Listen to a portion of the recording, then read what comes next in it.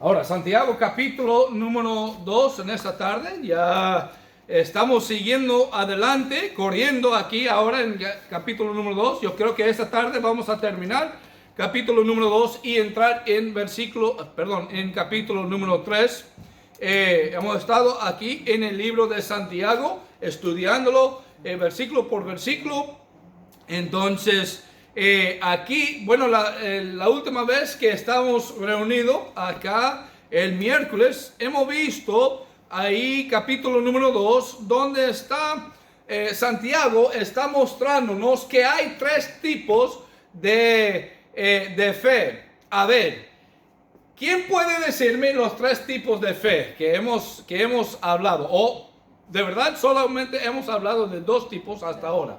Ahora, ¿qué dice? ¿Sí? Vale. Que está la fe muerta, La fe muerta. que es aquella que es una fe sin obras. Ajá. Está la fe demoníaca, porque aún los demonios creen en Cristo, Vale. saben que está ahí. Y Entonces, a ver, en la fe muerta, ¿qué tipo de fe es? Es la fe de intelectual, ¿verdad? exacto. Solamente intelectual. Eso quiere decir que la fe no ha pasado de su mente, de su cerebro. Nosotros como humanos tenemos tres partes que nos hacen: nuestro intelecto, nuestra emoción y nuestra voluntad. En esta tarde vamos a ver, ya hemos visto el intelectual, y también, como ha dicho Juan, ¿no?, que hemos visto también la fe demoníaco, que es esas personas han tenido la fe intelectual que no ha salido a su corazón, pero también tiene la fe que ha tocado su emoción. Como yo dije el miércoles, que la emoción no nos sirve para la salvación. Yo sé que hay religiones en el mundo hoy que siempre está tratando de tocar las emociones. Quiere que las personas están ahí emocionados, saltando y corriendo y gritando y diciendo todo eso, haciendo todas esas cosas. Eso es puro emoción. Y ese tipo de fe no nos sirve para la salvación. No nos sirve para la salvación. Eso es el tipo de fe que tenían los demoníacos. Aquí en Santiago capítulo 2, ahí en versículo número 19 dice: ¿tú crees que Dios es uno? Bien haces. También los demonios creen y tiemblan. Cuando dice y tiemblan, eso nos indica que sus emociones fueron tocados. Entonces, pero ellos están temblando por miedo, por temor de Dios. Pero, y déjame deciros que Dios quiere que nosotros tener temor para Él también, pero es un temor diferente que tienen los demonios. Los demonios tienen el temor de miedo, pero Dios quiere que nosotros tengamos el temor de respeto, de reverencia. Hay una grande diferencia.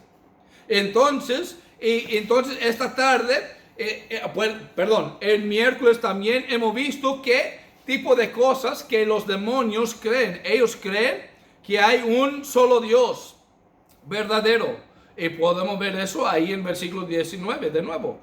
También ellos creen en la deidad de Cristo. En Marcos capítulo 3, versículo 11, dice: y los espíritus inmundos, al verle, se postraban delante de él y daban voces diciendo: tú eres el Hijo de Dios.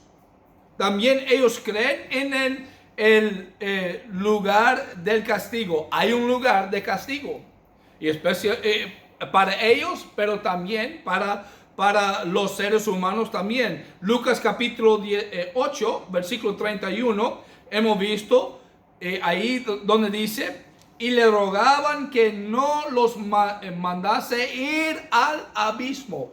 los demonios saben que hay un lugar de castigo. Y número 4, lo que ellos creen es, ellos reconocen que Jesucristo es el juez. Ellos saben que lo que Él dice es lo que va a pasar en cuanto al juicio. El hombre con una fe muerta que cree que puede aceptar a Cristo y luego vivir su vida como le da la gana, solo tiene una experiencia intelectual. Ellos saben algo de Dios, saben que hay un Dios, aún hasta que ellos también pueden saber que hay un Jesucristo, el Hijo de Dios, pueden saber lo que Él ha hecho. Él murió en la cruz y resucitó. Pero hasta que esos pensamientos, hasta que esa creencia baja de su cerebro a su corazón, no hacen nada para salvarte. Porque mira, hay muchas personas en el mundo que creen en Dios, pero no son salvos. ¿Por qué? Porque es una creencia aquí y no ha bajado a su corazón.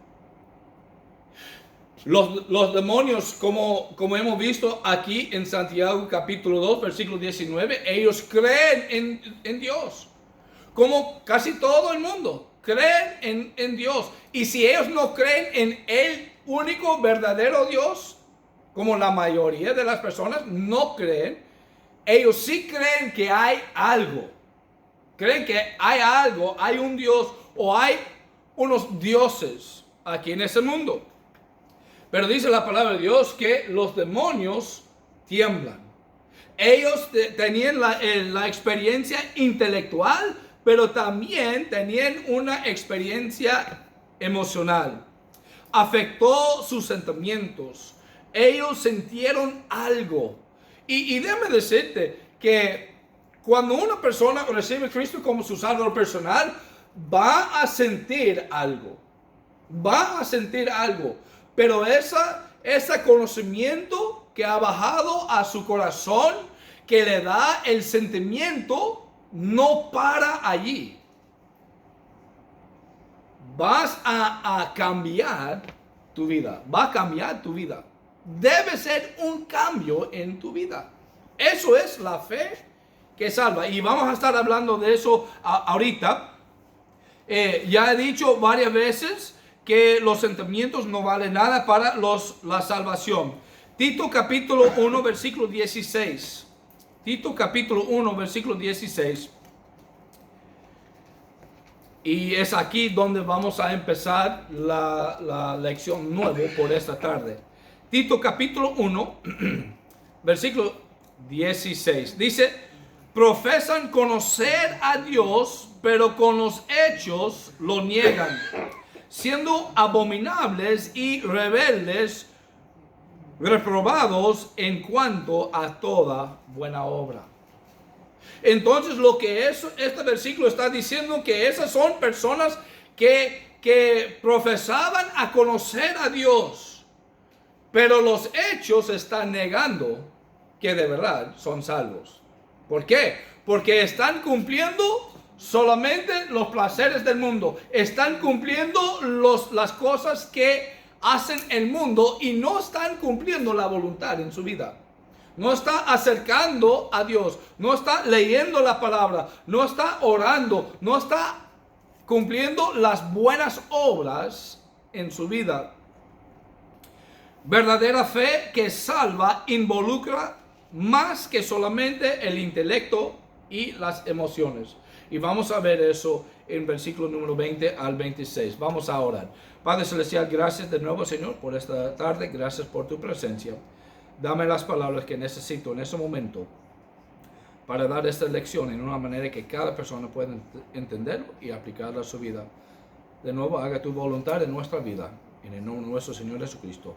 Amén. Ahora, vamos a ver versículo número 20 al versículo número 26 de nuestro pasaje de Santiago capítulo número 2. Dice la palabra de Dios así: mas quieres saber, hombre vano, que la fe sin obras es muerta. ¿No fue justificado por las obras Abraham, nuestro padre, cuando ofreció a su hijo Isaac sobre el altar? ¿No ves que la fe actuó juntamente con sus obras y que la fe se perfeccionó a las obras? Y se cumplió la escritura que dice: Abraham creyó a Dios y le fue contado por justicia, y fue llamado amigo de Dios. Versículo 24 dice: vosotros veis pues que el hombre es justificado por las obras y no solamente por la fe. No me malentiendes, ya hemos hablado, voy a parar ahí, ya hemos hablado que Santiago no está en contradicción de lo que Pablo ha dicho, que somos salvos por la fe. Santiago sí está diciendo lo mismo, pero él está diciendo que hay una fe verdadera va a producir cambios en la vida. Vamos a ver eso ahorita. Dice versículo número 25. Asimismo también Rahab, la ramera, no fue justificada por las obras cuando recibió a los mensajeros y los envió por otro camino. Porque como el cuerpo sin espíritu está muerto, así también la fe sin obras está muerta. Una fe verdadera, una fe salvadora, es una fe que involucra el hombre completo, el intelecto, las emociones y también la voluntad. También la voluntad. Por la voluntad vamos a estar haciendo buenas obras. ¿Por qué? Porque nuestra creencia que ha bajado de nuestra mente a nuestro corazón va a estar haciendo cambios en nuestra vida. Como no hemos tenido el deseo de honrar y glorificar a Dios antes, como no hemos tenido el deseo de vivir por Dios antes que hemos recibido Cristo, ahora que hemos recibido Cristo, un cristiano verdadero tiene el deseo de vivir así. Tienen el deseo de vivir en una manera que honra a Dios. Tiene el deseo de hacer las buenas cosas. Tiene el deseo de cumplir la voluntad de Dios en su vida. Esta es una fe que resulta en una vida cambiada. Una fe, la fe verdadera, la fe salvadora, es una fe que resulta en una vida cambiada.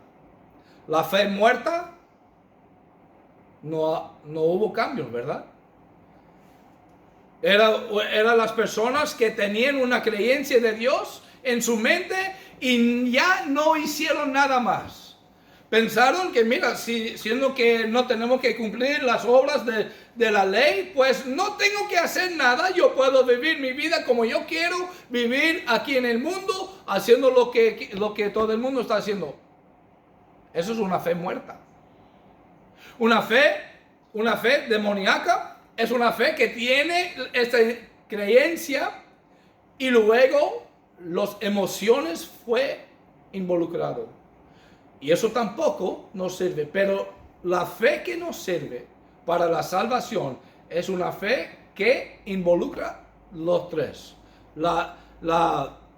El intelecto, emociones y la voluntad. Santiago nos ha dicho 4 veces solamente en ese pasaje que hemos leído, 4 veces que la fe verdadera produce buenas obras. La fe muerta no produce nada. Santiago capítulo 2 versículo 14. Hermanos míos, ¿de qué aprovechará si alguno dice que tiene fe y no tiene obras? ¿Podrá la fe salvarle? Santiago capítulo 2 versículo 17. Así también la fe, si no tiene obras, es muerta en sí misma. Santiago capítulo 2 versículo 20. Mas quiere saber, hombre vano, que la fe sin obras es muerta. Y la última, Santiago capítulo 2, versículo 26 dice, porque como el cuerpo sin espíritu está muerto, así también la fe sin obras está muerta. Pues eso es la diferencia entre lo que Pablo estaba diciendo y lo que Santiago está diciendo. Ellos están de acuerdo que somos salvos por la fe en Jesucristo, en lo que Él ha hecho.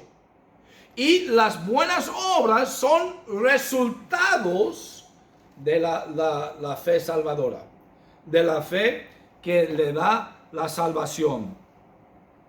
Santiago usó la vida de unas personas muy conocidos como ejemplos, mostrando que ellos fueron justificados por la fe en Dios.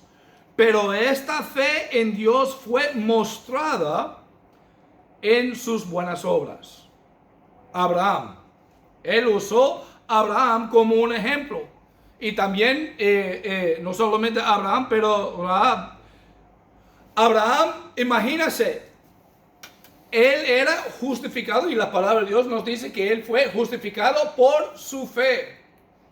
Pero ¿sabe qué? Su fe fue mostrado a los hombres. Él fue justificado delante de Dios por su fe, ¿verdad?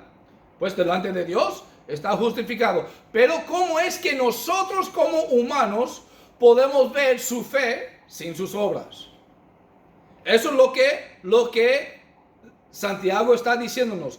Cuando él llevó su hijo Isaac allá a la monte para sacrificarlo, él estaba ahí con el cuchillo, iba a matarle como estaba diciendo Dios, pero Dios dijo, Abraham, párate, no lo hagas. ¿Y sabe qué? Con esto, él mostró su fe a nosotros los seres humanos. Yo sé que no había nadie más allá en el monte, solamente él, Isaac, Abraham, Isaac y Dios. Pero la historia de Abraham fue dicho desde aquel día hasta hoy en día. Y pues este hecho que él ha hecho está mostrando su fe en Dios. Está mostrando que él es justificado no solamente antes Dios, pero antes los seres humanos también, antes los hombres también. Dios quiere que nosotros mostramos nuestra fe a través de nuestras buenas obras. Esto es la manera en que nosotros podemos mostrar el amor de Dios a las personas de este mundo. Mire conmigo Mateo capítulo 5. Mateo capítulo 5 y versículo número 16. Mateo 5, 16. Dice, así alumbre vuestra luz delante de los hombres para que vean vuestras, ¿qué? Buenas obras y glorifican a vuestro Padre que está en los cielos. Pues ¿cómo es que nosotros podemos mostrar el amor de Dios a los demás sin las buenas obras en nuestra vida? No podemos hacerlo. No podemos hacerlo. ¿Cómo es que podemos mostrar que somos salvos a los demás, que somos justificados ante Dios a los demás si no estamos produciendo buenas obras? Santiago está mostrándonos que una fe verdadera, que una fe que te salva es una fe que produce buenas obras. No somos salvos por las buenas obras, pero las buenas obras son los resultados de la salvación. Entonces, también Gálatas capítulo 6, versículo número 9. Gálatas capítulo 6 y versículo número 9.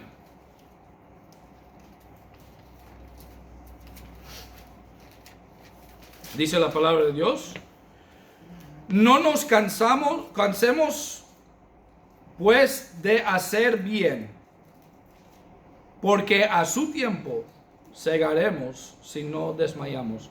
Pues nosotros debemos hacer buenas obras.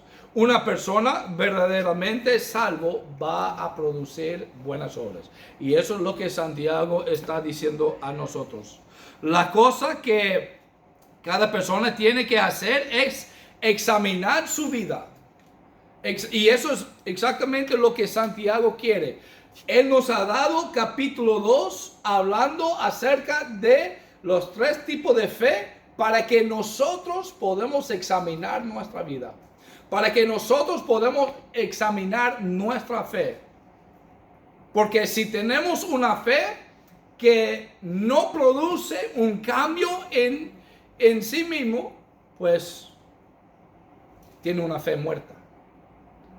Si tiene una fe que crees en Dios y luego sus emociones fueron involucradas ahí, sintieron algo, pero no ha producido buenas obras, no tiene una fe que te salva. Pero si tiene una fe que está involucrando el intelecto, las emociones y también su voluntad, produciendo las buenas obras, mostrando que eres un creyente, pues tiene la fe que te salva. Eso es una cosa. Mira, yo no quiero, como Santiago tampoco quería, que una persona duda su salvación. Eso es la última cosa que yo quiero, que es que vosotros están dudando su salvación. Es al contrario. Quiero que vosotros están 100% seguros de tu salvación. Y es por esa razón que Santiago nos ha dado esta parte de Santiago capítulo número 2. La fe que salva es una fe que está puesto 100% en Jesucristo y en la obra de Él en la cruz. Primero de Juan, y hemos visto esto esta mañana, primero de Juan capítulo 5 versículo 11 y 12, eso es el testimonio de Dios que nosotros tenemos la vida eterna, que somos salvos pues, que tenemos la fe salvadora. Dice versículo 11, y este es el testimonio que Dios nos ha dado la vida eterna, y esta vida está en su Hijo. El que tiene el Hijo, tiene la vida. El que no tiene el Hijo de Dios, no tiene la vida. También Juan capítulo 3, versículo 36, dice, el que cree en el Hijo tiene vida eterna, pero el que rehúsa creer en el Hijo no verá la vida, sino que la ira de Dios está sobre él. Pues eso es la cosa tan sencillo. Si crees en Jesucristo y has puesto 100% de tu fe en la obra completa de Cristo en la cruz y está confiando en Él por la salvación, y esa creencia ha bajado de su mente, de su mente a su corazón, y está produciendo buenas obras, buenos hechos, pues está salvo y no puede perder la salvación. Y la fe que salva produce buenas obras, y la vida de una persona, de la persona que lo posee, y la fe que salva produce buenas obras en la vida de la persona que lo posee. Ahí versículo 17 de Santiago 2 dice, así también la fe, si no tiene obras, es muerta en sí. ¿Vale? Entonces, así es la cosa de capítulo número 2. Ahora vamos a entrar versículo 1 de Santiago capítulo número 3. Aquí Santiago está cambiando el tema. Está cambiando el tema. Ahora vamos a hablar acerca de la lengua. Vamos a hablar acerca de la lengua. Y la lengua es algo pequeño, ¿verdad? En comparación a nuestro cuerpo, es un parte de nuestro cuerpo pequeño, pero es muy poderoso. Vamos a hablar de eso. Vamos a ver primeramente el versículo número 1, donde dice, hermanos míos, no os hagáis maestros muchos de vosotros, sabiendo que recibiremos mayor condenación. En aquella época de Santiago, cuando Santiago estaba aquí en ese mundo, la enseñanza era una profesión muy valorada y respetada en la cultura judía.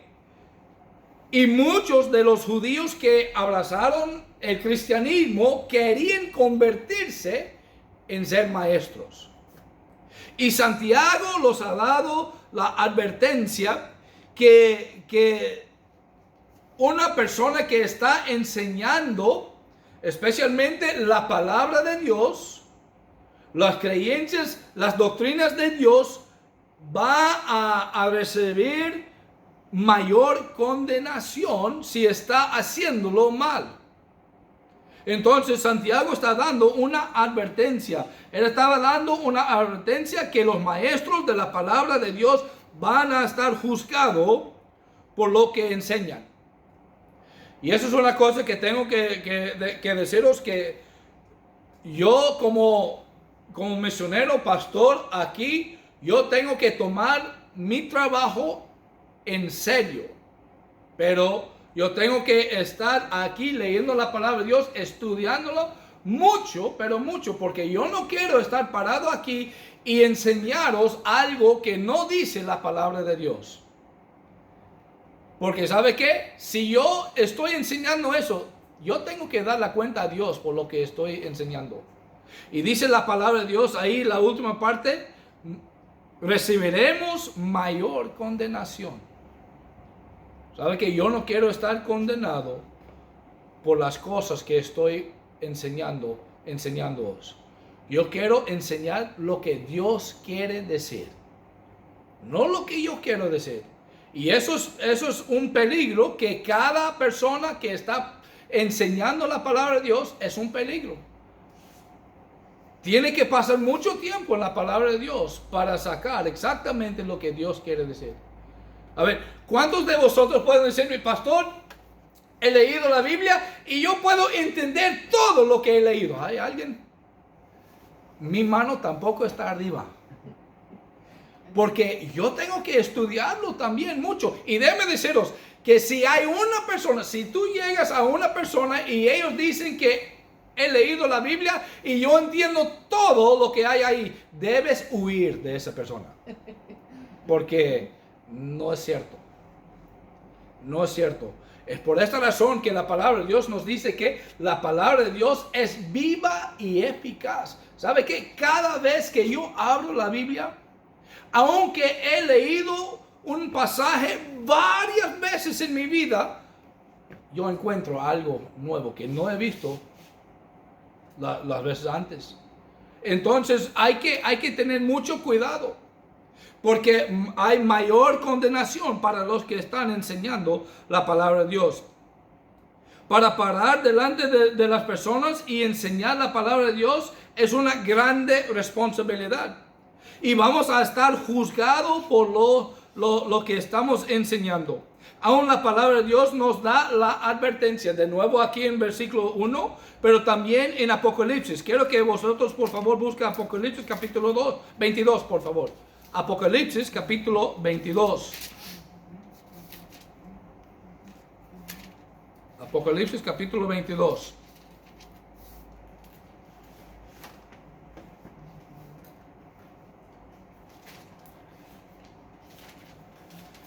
El último capítulo en la Biblia, Apocalipsis capítulo número 22, mira ahí, versículo número 18 y 19. Dice la palabra de Dios ahí: y testifico a todo aquel que oye las palabras de la profecía de este libro, si uno añadiere a estas cosas, Dios traerá sobre él las plagas que están escritas en este libro. Y si alguno quitare de las palabras del libro de esta profecía, Dios quitará su parte del libro de la vida y de la santa ciudad y de las cosas que están escritas en este libro.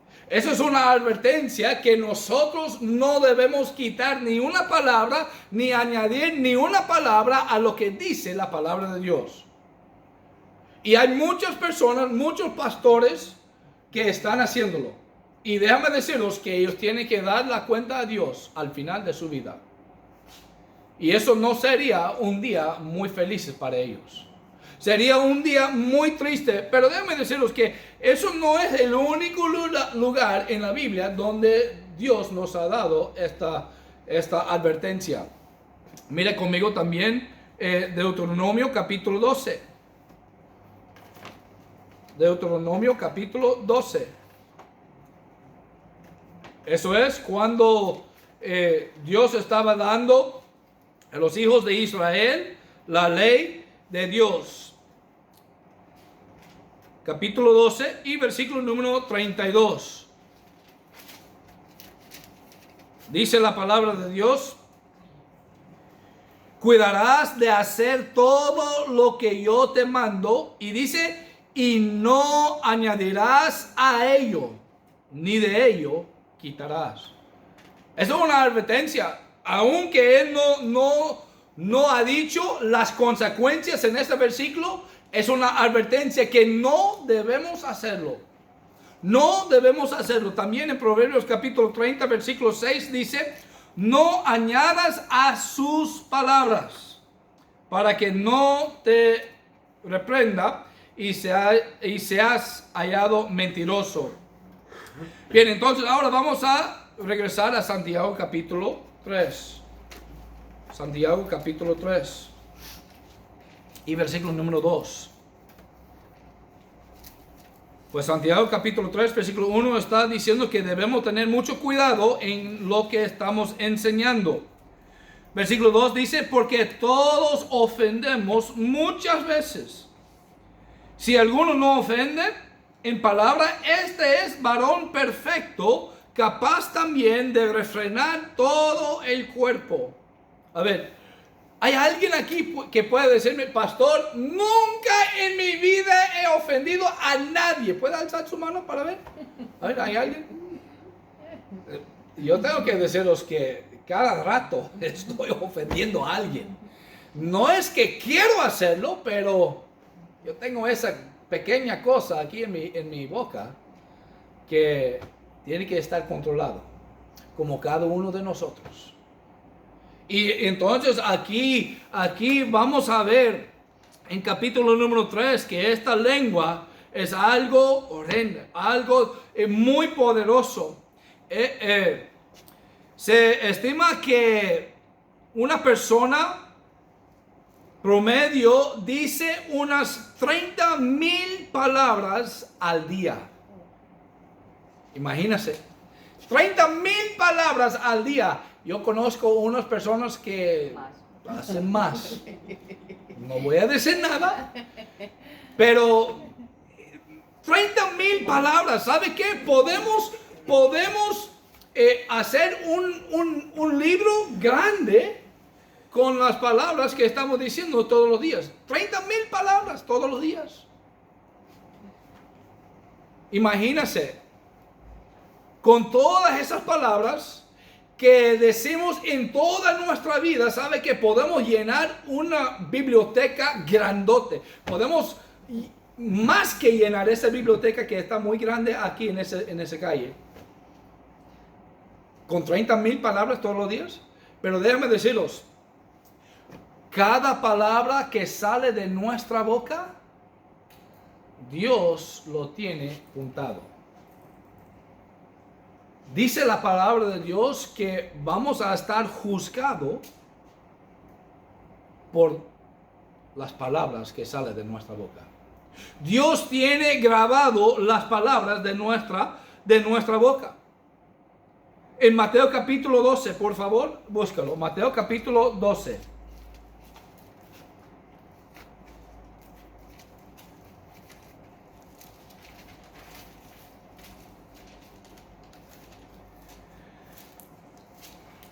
Mateo capítulo 12, vamos a leer ahí versículos 36 y 37. Dice, y eso es Jesucristo hablando: mas yo os digo que de toda palabra ociosa que hablan los hombres, de ella darán cuenta en el día del juicio. ¿Qué es que dijo ahí? ¿Cuántas palabras? ¿Algunos? No. Dice todas palabras, aun las palabras ociosas que hablan los hombres, de ellas darán cuenta en el día del juicio. Porque por tus palabras serás justificado y por tus palabras serás condenado. ¿Sabe qué? Un día, en el día de juicio para nosotros, tenemos que dar la cuenta a Dios por lo que hemos dicho. Es por esta razón que Santiago nos ha dicho en capítulo número 1 que debemos estar pronto para oír. Nos ha dado 2 oídos y una boca. Eso quiere decir que debemos escuchar mucho más que estamos hablando. No debemos pensar antes que hablamos. Mira, yo soy culpable de hablar antes de pensar. Pregunta a mi esposa, ella puede decirte. No quiero hacer eso. Debemos pensar antes. Debemos pensar antes que hablamos. El poder del hablar es uno de los mayores poderes que Dios nos ha dado. Con la lengua el hombre puede alabar a Dios, puede orar, puede predicar el evangelio, puede guiar a alguien a Cristo, pero también con la lengua podemos mostrar odio, podemos hacer daño, podemos dar cicatrices en la vida de otra persona. También podemos matar a una persona. ¿Cómo podemos matar con mi lengua, con esa lengua tan pequeña? ¿Cuántas personas han escuchado a otra persona decir algo en contra de ellos y los afectó tanto que salió y cometió suicidio? Eso pasa mucho. Hasta con la lengua podemos matar. La lengua tiene mucho poder. Hay que tener mucho cuidado con nuestra lengua. Ahora vamos a ver versículo número 3. Versículo número 3. ¿Sabe qué? Bueno, vamos a ver versículo número 3 al versículo número 5. ¿Vale? Dice, he aquí, y no tengo el tiempo para desarrollar todo esta tarde, pero seguimos el miércoles que viene. Dice, he aquí nosotros ponemos freno en la boca de los caballos para que nos obedezcan. Y dirigimos así todo su cuerpo.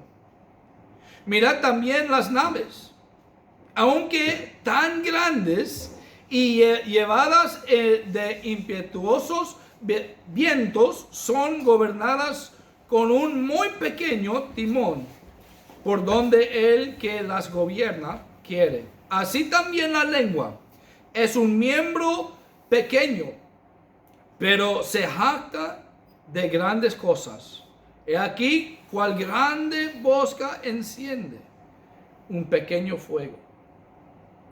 Entonces, aquí con versículo 3 y al versículo 5, quiero hablar a vosotros en cuanto a la lengua, teniendo el poder de dirigir. ¿Sabe que nuestra lengua tiene el poder de dirigir nuestra vida?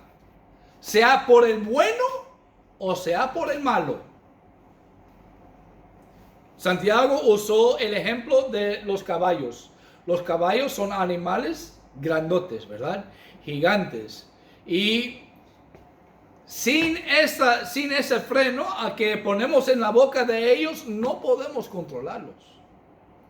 No podemos controlarlos. Y es por esa razón que ponemos esos frenos ahí en su boca para que podamos controlar su cuerpo completo. Podemos guiarlos donde queremos. Yo monté un caballo, yo y mi familia, no me recuerdo si los hijos estaban con nosotros o no, pero monté un caballo ahí en Texas y Ese caballo supuestamente era entrenado, ya sabía el pasillo, ya sabía dónde debía ir y todo. Y estamos caminando bien y luego de repente ese caballo de nada empezó a correr. Yo tengo que estar honesto con vosotros, yo también quería que el caballo corre, porque a mí me gusta. Pero ese caballo corrió más rápido que yo quería. Ese caballo no quería que yo estaba montado encima de él. Entonces yo estaba tratando de jalarlo, aunque tenía el freno ahí en su boca, estaba jalándolo fuera de los